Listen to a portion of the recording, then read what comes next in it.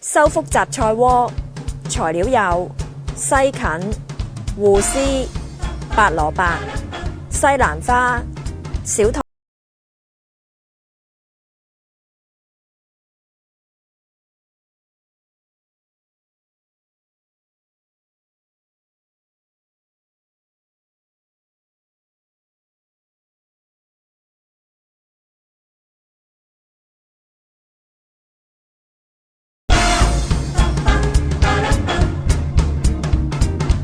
白蘿蔔切成約1厘米厚片備用，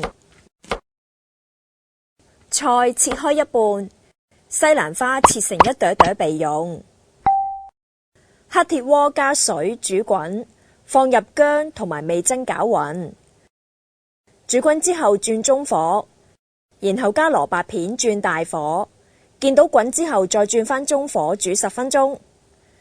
跟住再落小棠菜、芋絲、西芹、西蘭花同埋車厘茄，煮5分鐘就搞掂㗎喇。跟住可以整埋個醬汁，先將有機黑豆豉油、白醋、蒜蓉、糖、中式芝麻醬、